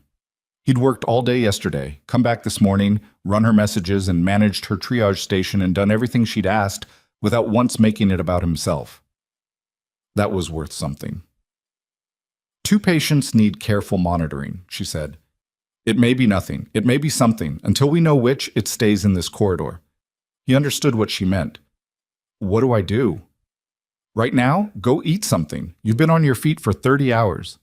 "That's not an answer." "It's the answer I have," she said. "I'll find you when I need you." He didn't look satisfied, but he went. Petra Wills called her at 3:15 from the precautionary evaluation facility where Voss had sent the tunnel team. Her voice was steady, but working at it. "They're running blood panels on all of us," Petra said. "Nobody's told us specifically what they're looking for. I've worked enough hazmat-adjacent situations to know that when they won't tell you what they're looking for, it's because they don't want you to panic." "How do you feel?" Mara asked. "Fine. Tired. I have a slight headache, but I've had a slight headache since 6 a.m. yesterday, so I can't read that as anything." "Any visual disturbance? Pressure behind the eyes?" A pause. "No. Should I be worried about those specifically?" "I'm asking because those are the things to watch for. If either of them appears, you tell the medical team immediately, and you call me." "Okay." Petra's voice shifted slightly. "Mara, are we going to be okay?" She thought about how to answer that in a way that was honest without being cruel. The exposure was limited, and the fracture was minor. Those two things matter a lot. Right now, the numbers are in your favor. It wasn't a guarantee. Petra knew it wasn't a guarantee. But it was true. And true was what Petra needed more than comfort. "Okay," Petra said again, steadier this time. "I'll call you." The federal health analyst who arrived at 4:30 was a woman named Dr. Sable Oren. Compact, efficient, the kind of person who walked into a room and immediately identified the three most important things in it. She'd come from the containment facility where the unit was being analyzed, and she went directly to Aberley's office with Voss, which meant the results were in. Mara was in the corridor outside when they came out. Oren looked at her. "You're Linden." "Yes." "Voss told me about your symptom pattern identification, the temperature trend, and the visual disturbance correlation. She didn't offer flattery about it. She delivered it as a data point, which was how Mara preferred it. It was good catch. Come in." The office was crowded. Aberley, Voss, Oren, the hospital's infectious disease chief, Dr. Farouk Nassim, who had been pulled from a family dinner based on the look of him and hadn't complained once. Mara stood near the window. "The unit contained a modified viral research compound," Oren said without preamble. "It is not a weaponized agent. I want to be clear about that before anything else, because the containment classification will suggest otherwise, and I don't want that framing." She looked around the room. "It is a research-grade compound associated with a neurology study that was authorized through a federal medical research program approximately 2 years ago. The compound affects the visual cortex and intracranial pressure response at sufficient exposure levels. Reversible, non-lethal, but requiring treatment." "What treatment?" Nassim asked. "A corticosteroid protocol combined with a specific antiviral compound. Both are available. Both are in the federal medical stockpile." She paused. "The question is why this unit was on an unauthorized freight manifest with a scrubbed serial number, and that question is not mine to answer." The room absorbed that. Voss was very still. "2 patients," Mara said. "Are they at sufficient exposure for symptoms to progress?" "Possibly. The platform ventilation exposure is lower than direct contact, but not negligible. We should begin prophylactic treatment immediately for both." Oren looked at Nassim. "I'll need your isolation ward and a secure pharmaceutical transfer. I can have the treatment compounds here within 3 hours." "You'll have it," Nassim said. Aberley said, "What about the rescue team? Petra Wills and the others?" Their blood work came back clean. Exposure was below threshold for clinical effect. We're keeping them for observation through tonight, but I'm optimistic. Orrin picked up her bag. I need to make 3 calls. I'll be back in 15 minutes. She left. The room was quiet. Voss looked at Mara. The serial number on the unit, he said. We've been working that since this morning. We traced the fabricated manifest documentation back through 2 shell contractors. He paused. The originating authorization, the paperwork that put that unit on this specific train on this specific date, traces back to a procurement account registered to Vantara General Hospital. The room got very still. Aberley's face went through something complicated and arrived at a kind of controlled fury. Callum, she said, we think so. We're still verifying the authorization chain, but the account is registered to this hospital, and the access level required to use it was held by 4 people, 2 of whom are currently under arrest. Mara looked at the window. The city outside was moving through its early evening, ordinary and unaware. People heading home, traffic thickening on the street below, the orange edge of a sunset cutting between the buildings. He wasn't just running a supply diversion, she said. No, Voss said. It looks like the supply diversion was the cover. The revenue from the medical supply theft was being used to fund something else. We don't have the full picture yet, but the research unit on that train is part of it. She thought about 6 weeks of inventory logs, about IV kits and hemostatic gauze, and the tidy paperwork of a theft operation that had looked like one thing and turned out to be the outer layer of something she hadn't imagined. The research compound, she said. The neurology study it was associated with. Who commissioned it? Orrin had come back in during the last exchange. She was standing in the doorway with her phone in her hand and an expression that Mara couldn't fully read. That's the part that took us longest to unravel, Orrin said. The study was authorized under a federal research program, but the program itself was defunded 14 months ago. She looked at Mara directly. Someone was running an unauthorized continuation of a defunded federal research program using a hospital's procurement infrastructure to move the materials. And the person whose name appears most consistently in the authorization trail, she paused, is not Callum. The room waited. There's a second name, Orrin said. Someone with federal access level that Callum didn't have. Someone who would have needed to be connected to this hospital's operations to use their procurement channel. Mara's phone buzzed on the windowsill. She looked at it. A message from Special Agent Fitch. We need you at the federal field office. Now. Bring everything you have. You do not discuss this with anyone at the hospital before you get here. She looked up. Orrin was watching her. The second name, Mara said. Who is it? Orrin said, someone who was on this hospital's board of directors until 11 months ago, when they resigned without public explanation. Aberley's face had gone the color of old paper. Constance, Voss said quietly. Do you know who she's talking about? Aberley looked at the table. She looked like a woman who had just understood something she'd been not understanding for 11 months, and the understanding was landing on her all at once like a building coming down. Yes, she said, in a voice that had lost its steadiness for the first time all day. I know exactly who she's talking about. His name was Gerard Holst. Mara didn't know that yet when she left the hospital. She learned it in pieces over the following 2 hours, sitting across from Fitch in a federal field office that smelled like old coffee and printer toner, in a room with no windows, and a table that had seen 1,000 difficult conversations. Fitch had a file. A physical one, the kind that accumulated over months of careful work, tabbed, annotated in the margins, some pages flagged with colored clips. He pushed it across the table to her and let her read before he talked, which she appreciated. She didn't like being told things she could read for herself. Gerard Holst, 67. Former board member of Vantara General, resigned 11 months ago citing health reasons.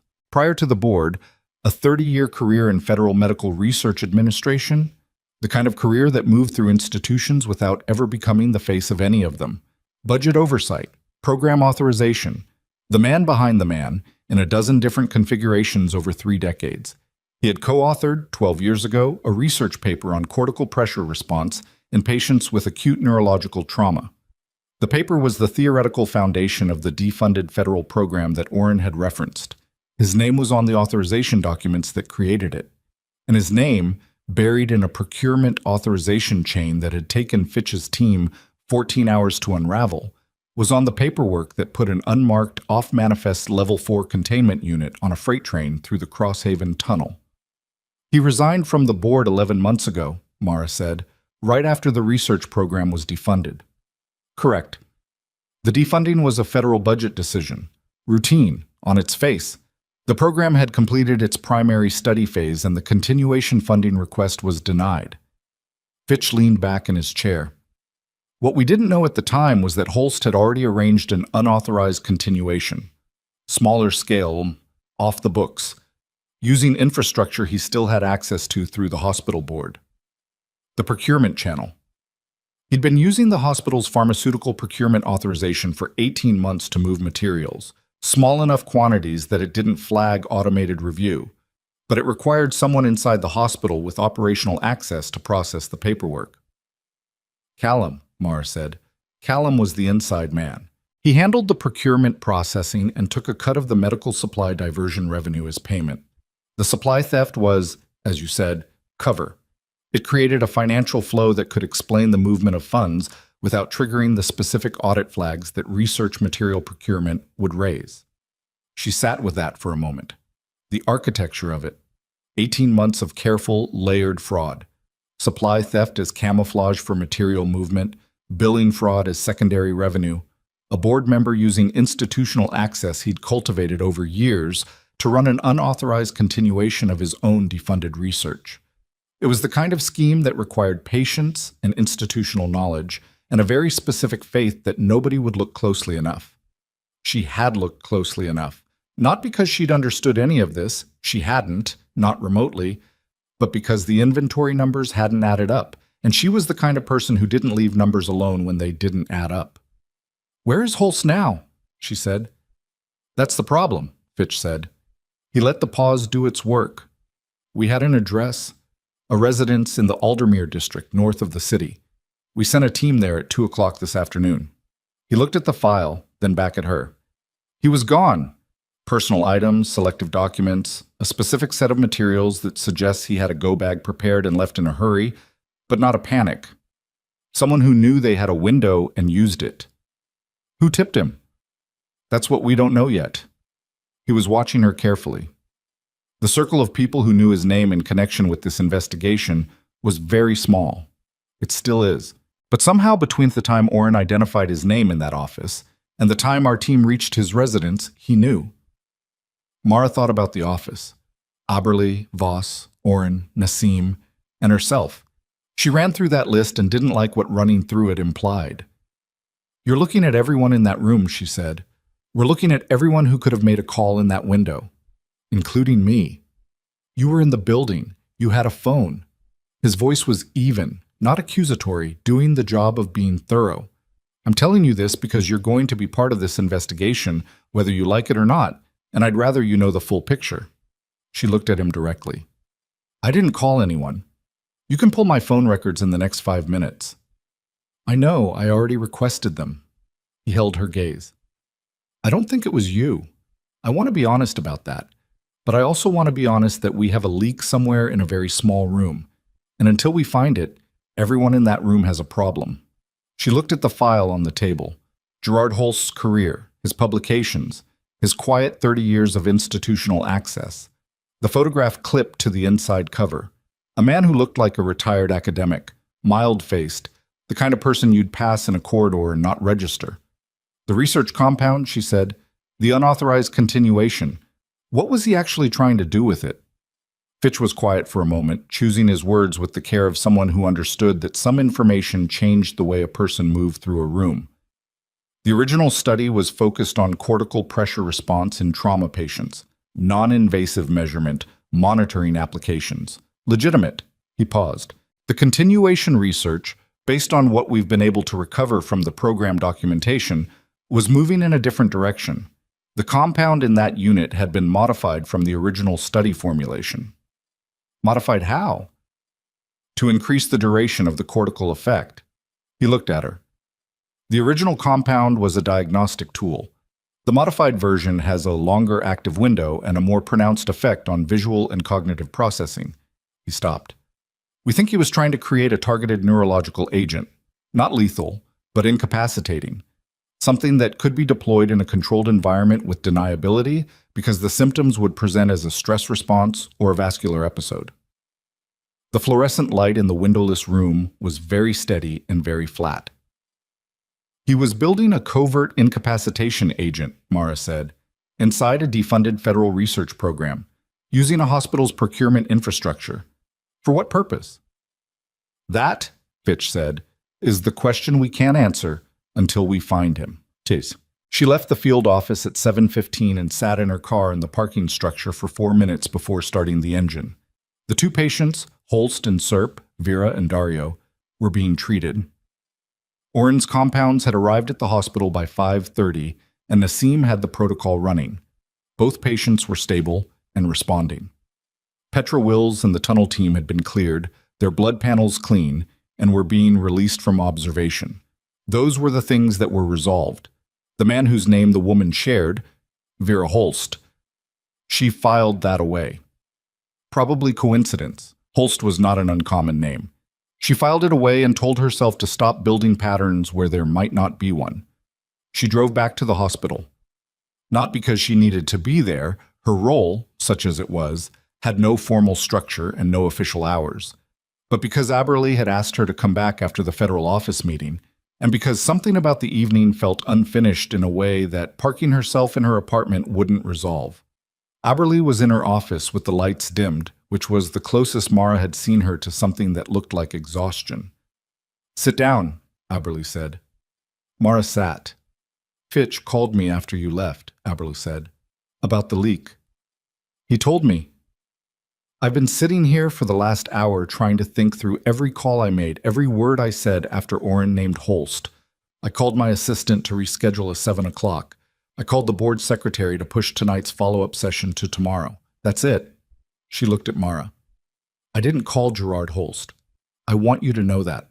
Not because I think I did, but because I need to say it out loud." "I believe you," Mara said. And she did. Not as a courtesy, but as an assessment, because Aberle had been consistently direct since the first minute of their 8 o'clock meeting, and direct people made different kinds of mistakes than this. "Nassim went home before Oren named the name," Aberle said. "Voss had his communication under monitoring protocol the moment the investigation escalated, so any calls he made went through his chain of command." She paused. "Which leaves Oren herself." Mara was quiet. "I'm not accusing her," Aberle said quickly, "but Fitch is looking at her. She had the name before she brought it into that room. She made 3 calls while she was in the corridor. She told us she was calling federal contacts. We don't know what those calls contained." "Oren identified the name in the first place," Mara said. "If she was protecting Holst, she wouldn't have surfaced his name. Unless she'd already warned him before she came to the hospital, and naming him here was a way of demonstrating her own clean hands." Aberle looked tired. "I don't know. I'm not an investigator. I'm telling you what Fitch laid out." They sat with that for a moment. "The board session tomorrow," Mara said. "Does it go forward?" "It has to. The hospital can't sit in limbo. We have 400 employees, open wards, patients. The restructuring has to move regardless of what's happening with Holst." She straightened slightly. "And my offer to you stands. More than stands. After today, I want you at the center of what we build next." Mara looked at the whiteboard. Someone had added new writing to it since this morning. Numbers, a restructuring timeline, the kind of forward motion planning that serious people did in the middle of a crisis, because the alternative was paralysis. "I'll give you an answer at the session tomorrow," Mara said. She slept badly and woke at 5:40 to 3 messages.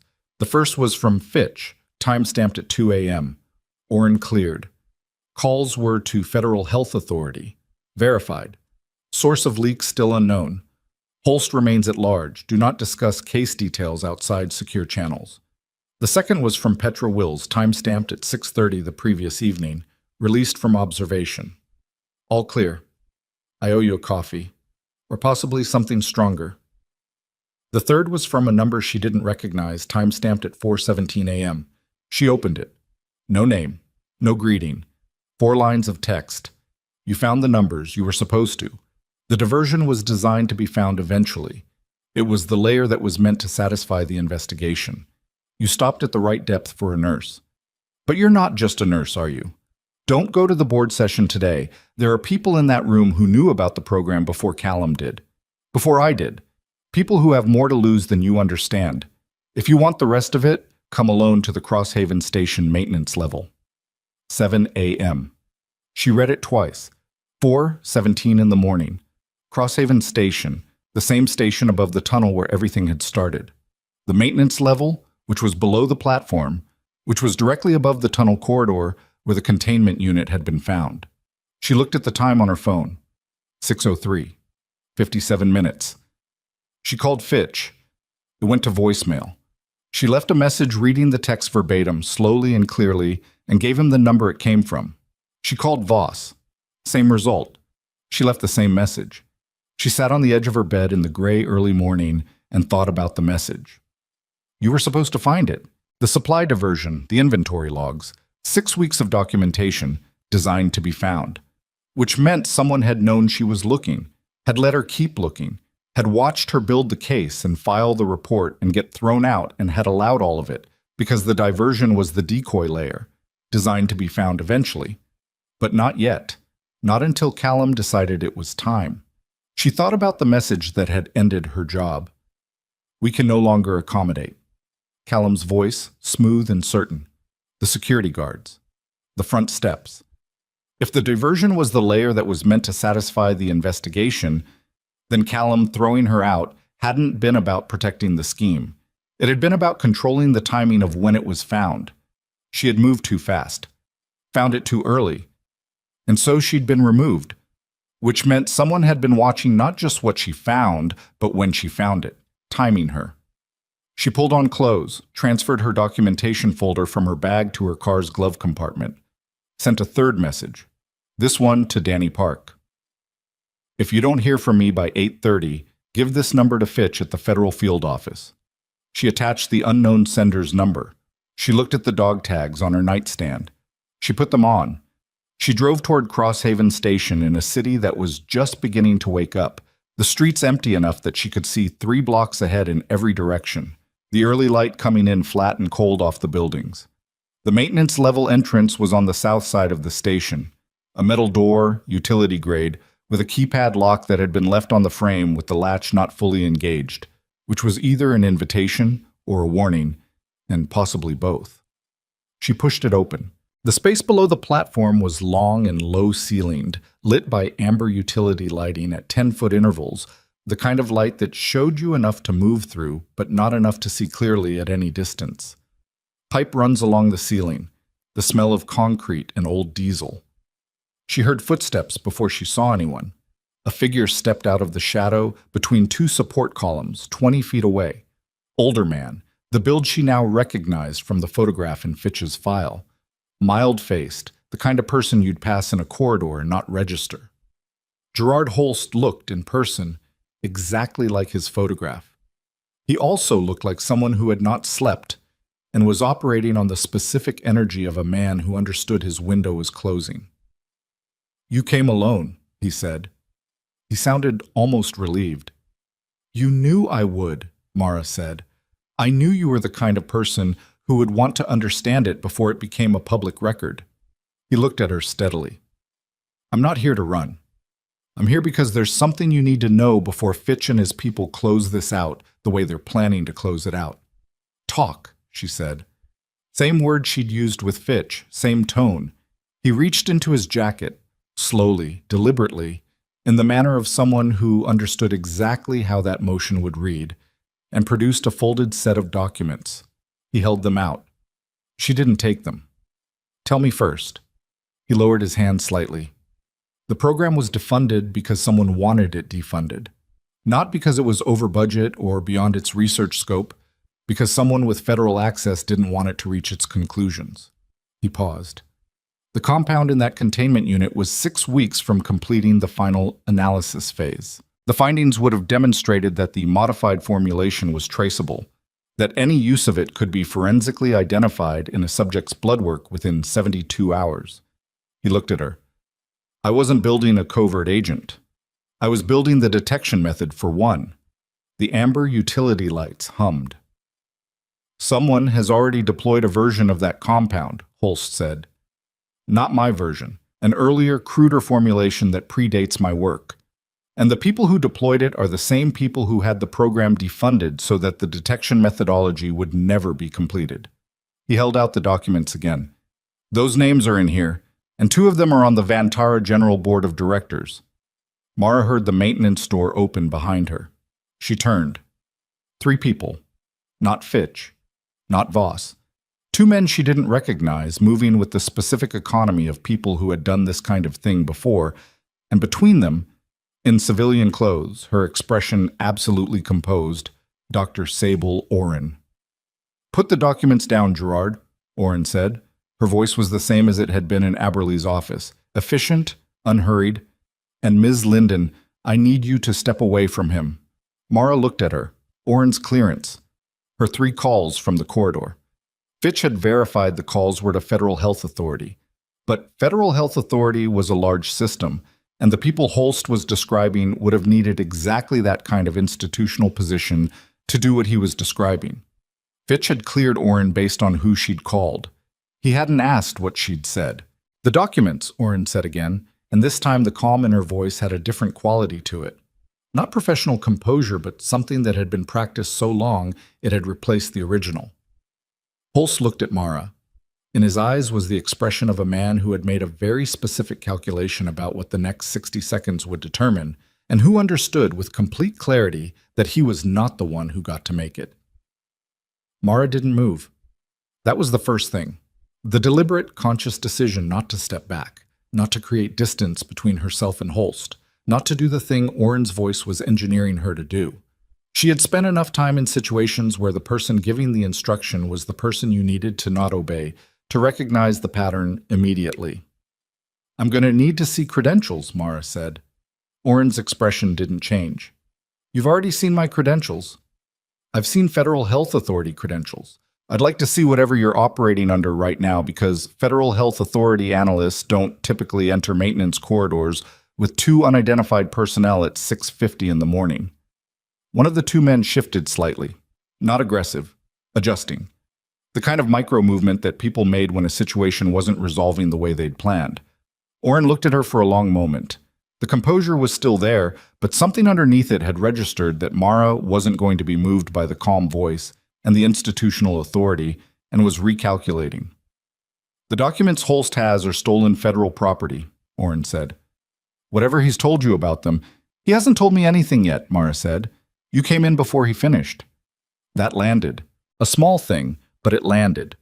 Holst was very still beside her. She could see in her peripheral vision that he was holding the folded documents against his side, not extended now, just held.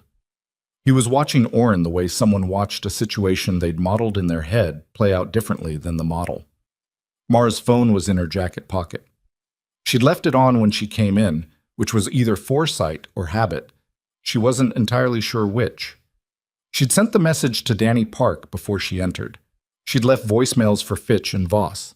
The question was whether any of that mattered in the next 3 minutes. Oren, she said, keeping her voice even, I've been in this building since yesterday morning. I've been in federal offices, board meetings, and isolation wards. I have submitted documentation to 3 separate investigative bodies in the last 18 hours. Whatever you think you're managing right now, it's already past the point where a maintenance corridor resolves it. Oren looked at her. Something shifted behind her eyes, not backing down, but a woman who was genuinely intelligent, recognizing a genuinely true thing. Give me the documents, Gerard, Oren said, quieter now. This doesn't have to be, The maintenance door burst open. Not dramatically. It hit the wall with the flat bang of a metal door pushed hard by someone moving fast. And then Fitch was inside with 2 federal agents behind him, and behind them, Colonel Voss, and the specific quality of the room changed completely in the space of 1 second. Fitch looked at Oren. He looked at the 2 men with her.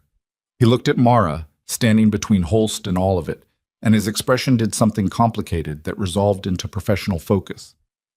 Dr. Oren, he said. Don't. Oren was absolutely still. Your calls from the corridor were verified, Fitch said, moving forward steadily. But your calls from 40 minutes before you arrived at the hospital were not. We pulled the full window. He stopped 8 feet from her. You called a number registered to a Federal Research Administration account that was closed 14 months ago. 14 seconds, long enough to say a name and an address. The two men beside Orrin looked at each other.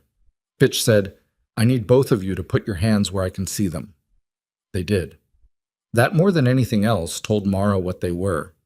Not criminals by trade, institutional people in over their heads, the kind of people who cooperated when the calculus shifted because they'd never truly committed to the alternative. Orrin didn't move. She looked at Holst, and in that look was something that Mara couldn't fully read. Not hatred, not fear, something closer to the expression of a person watching the last version of a plan fail. The board members, Orrin said, not to Fitch, not to the agents, to Holst. You were going to give her the board members. Yes, Holst said. That's not your decision to make. No, he said. It stopped being anyone's decision to make the moment that container ended up in a tunnel with civilians. His voice was steady. I built a detection method. They took my work and turned it into the thing I was trying to detect. At some point, the only move left is the one I made. Orrin looked away from him. Fitch's agent moved to her side, and she didn't resist. Mara looked at the documents still in Holst's hand. Give those to Fitch, she said. Holst looked at her. Then he walked forward and placed the folded papers in Fitch's hand directly, without ceremony. Fitch took them. He looked at Mara over Holst's shoulder. You left me a voicemail. I left you two. I got them at 6:48. He paused. We were already moving. I know, she said. You were moving because I left the voicemails. The corner of his mouth moved, not quite a smile. Yes, he said. That's accurate. The board session that morning was delayed 2 hours, while federal investigators executed search warrants on the offices of 2 current Vantara General Board members, a man named Prescott Vane, who had joined the board 4 years ago after a career in federal procurement oversight, and a woman named Lila Strath, who chaired the hospital's finance committee and had, according to the documents Holst had carried into that maintenance corridor, been instrumental in routing the research program's continuation funding through the hospital's pharmaceutical procurement channel before Callum was ever brought into it. Mara wasn't in the room when the warrants were executed. She was at the hospital, in the cafeteria with a cup of coffee that was too hot to drink, sitting across from Danny Park, who had received her 7:50 text confirming she was alive and had responded with 3 words, okay, coffee, now. He looked like he'd been awake since her earlier message. You went alone, he said. Not accusatory, just stating it. I notified people before I went in. That's not the same as not going alone. No, she agreed. It's not. He wrapped his hands around his own cup. He was 23 years old and had spent 2 days running messages and holding ground in situations he hadn't been trained for, and he hadn't once made it about himself or asked for anything except to be useful. That was not a small thing. Is it over? He said. She thought about the documents, the 2 board members, the federal warrants, Holst in federal custody. Cooperative, according to Fitch's text, which had come in at 7:40. Orrin and her 2 institutional functionaries processed and separated. The acute part, she said. Yes. And the rest of it? Investigations take time. Trials take longer. She drank the coffee despite it being too hot. But the people who need to be in rooms they can't leave are in them. He nodded slowly. What about you? She looked at the cafeteria, the morning crowd, the staff moving between tables, an older man in a visitor lanyard trying to figure out the coffee machine in the corner. Ordinary. The specific ordinary of a place that had been through something and was finding its way back to its own rhythm. Aberlee asked me to chair the oversight committee, she said. Clinical accountability. Reports directly to the board. Are you going to? I told her I'd give her an answer at the session. She paused. The session is in 2 hours. And? She looked at him. He had the particular quality of someone who asked direct questions, not because they were being pushy, but because they'd decided that clarity was a form of respect. And I think I'm going to say yes, she said. He exhaled. Then he laughed. Not at anything specific, just the release of it, the sound of tension leaving a person who'd been carrying it. Good, he said, because this place needs someone who actually looks at the numbers. The board session ran 3 hours.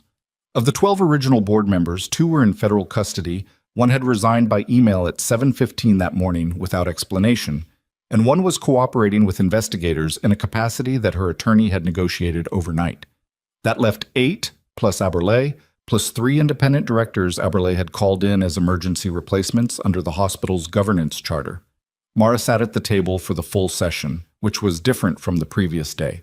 Not as a person being consulted, but as someone the room was organizing itself around. She answered questions when they were asked, and asked her own when the information she needed wasn't being offered, and by the end of the second hour, the oversight committee structure had been formalized, and her role in it was in the official record. Terrence Holt, the board member who had called out the room the day before, caught her in the corridor afterward. "For what it's worth," he said, "I've been on this board for 3 years, and I've never seen anyone run a meeting the way you just did." "I wasn't running it," Mara said. "I know," he said. "That's what made it work." Tot. The public disclosure came out at 4 o'clock that afternoon, issued jointly by the hospital board and the Federal Investigative Office.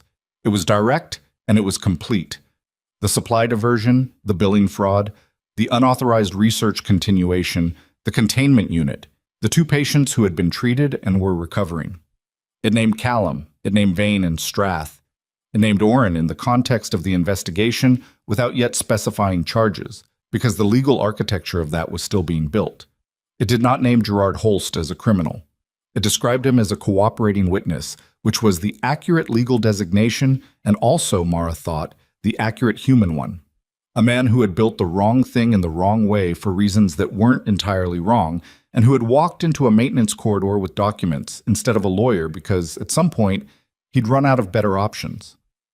She'd thought about him more than she expected to in the hours after the morning. The way he'd looked at her when Oren came through the door, the specific expression of someone who had made a bet on another person's judgment and was watching to see if it paid. She didn't know if what he'd said about the detection methodology was entirely true, or true in the way he believed it versus true in the way it would hold up to scrutiny, probably some of both. People rarely lied about everything or told the truth about everything. They built narratives that served the version of themselves they could live with. What she knew was that the documents he'd carried were real, and the names in them were real. And because of those documents, 2 people who had used a hospital as infrastructure for something that had no business existing were no longer in positions to use anything. That was sufficient for now. Till Vera Holst, no relation, as it turned out, was discharged on the 3rd day with a clean bill of health and a follow-up appointment scheduled for 2 weeks out. She stopped at the nursing station on her way out and asked to speak to the nurse who had flagged her symptoms in the triage zone. The nurse at the station told her that person wasn't officially on staff. Vera Holst left anyway, and then came back 10 minutes later with a piece of paper on which she'd written her phone number and the words, "Thank you for seeing what other people missed. VH Danny Park." Put it on the edge of the folding table that was still in the parking lot, which nobody had moved yet because nobody had decided whether to take it down. Mara found it there at the end of her 3rd day as chair of the Clinical Oversight Committee when she walked through the parking lot on her way to her car and stopped at the table the same way she'd stopped at the ward window 2 days before, not for any particular reason, just because the moment asked for it. She picked up the paper. She looked at the parking lot. The colored tape markers were still on the ground, faded slightly by 2 days of foot traffic, but readable.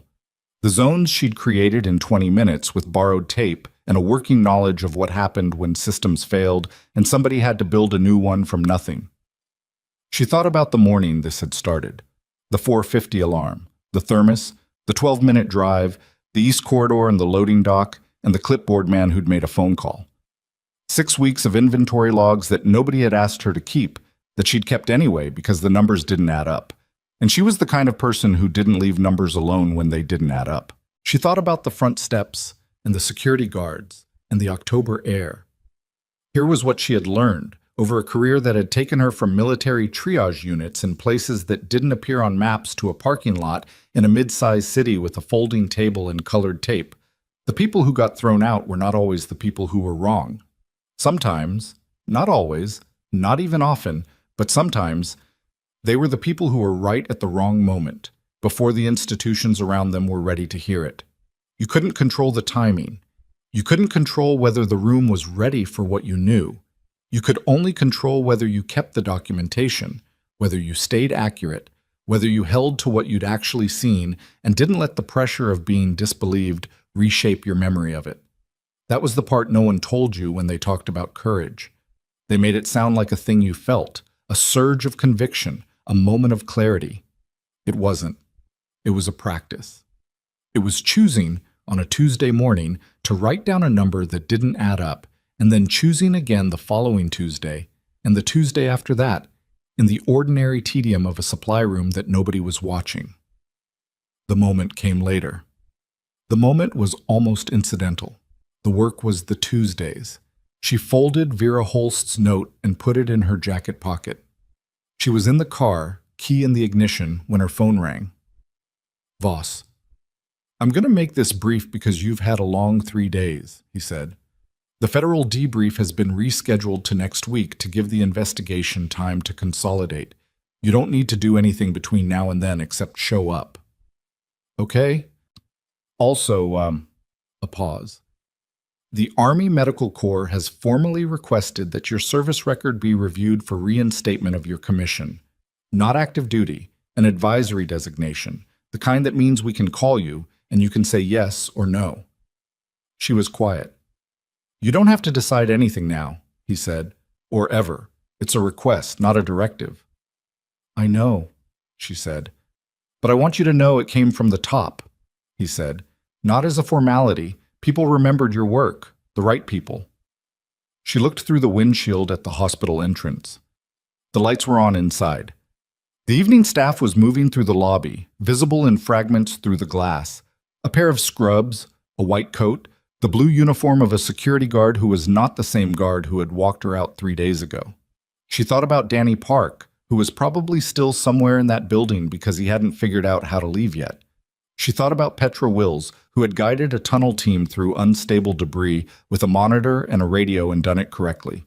She thought about Aberley with her working whiteboard and her 3 precise questions and her willingness to say, out loud in a conference room, "We failed you." Not as a legal calculation, but as an actual statement of fact. She thought about what it meant to build something that worked. Not perfectly. Nothing worked perfectly, but functionally, honestly, with the right accountability running through it. What it took to be inside an institution and trust it, and what it took to be inside an institution and refuse to trust it, and how you knew which moment you were in. "Tell them I'll consider it," she said. Voss said, "That's all I asked." She drove home through the city, the same route, the same streets, the same cracked mirror on the passenger side catching the streetlights as she turned. The city looked the same as it always had, because cities mostly did, because the things that changed them happened inside buildings and tunnels and maintenance corridors and supply rooms at 5 in the morning, invisible until they weren't. She parked. She sat in the car for a moment, not thinking about anything specific, just letting the day settle the way days had to settle before you could pick them up and carry them correctly. Then she got out. She went inside. She made coffee and sat at the kitchen table and opened the documentation folder. Not to review it, not to add to it, just to look at it. 6 weeks of handwritten timestamps and inventory numbers and photographs of a loading dock at 5 in the morning. The paper evidence of a person who had decided over and over and over again that the thing she was seeing was real and worth recording. She closed the folder. She put it on the shelf beside the others. Because there were others, there had always been others. Because this was not the first time she had been in a room where the numbers didn't add up, and she was the only person writing them down. It would probably not be the last. She was 32 years old. She had a cracked car mirror and a second-hand thermos and a canvas backpack worn soft at the straps. And starting Monday, she had a title on a door on the 4th floor of a hospital that was going to spend the next year rebuilding itself into something that worked. She had been thrown out of that building 3 days ago. She was going back on Monday. Not because she had won, exactly. Winning implied the game was over, and the game was never over, only the particular round of it. She was going back because the work was there, and she knew how to do it, and there were people inside those walls. Danny Park running messages, Petra Wills reading debris fields, Britta at the nursing station making decisions that residents wrote down. Who deserved an institution that took the numbers seriously? The coffee was ready. She poured it. She stood at her kitchen window and looked at the street below. Ordinary, quiet, the city in its late evening.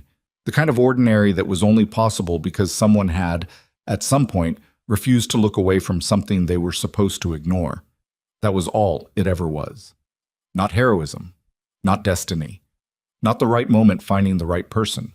Just someone who kept the documentation on a Tuesday when no one was watching because the numbers didn't add up, and who showed up again on Wednesday and the Wednesday after that, until the moment finally came.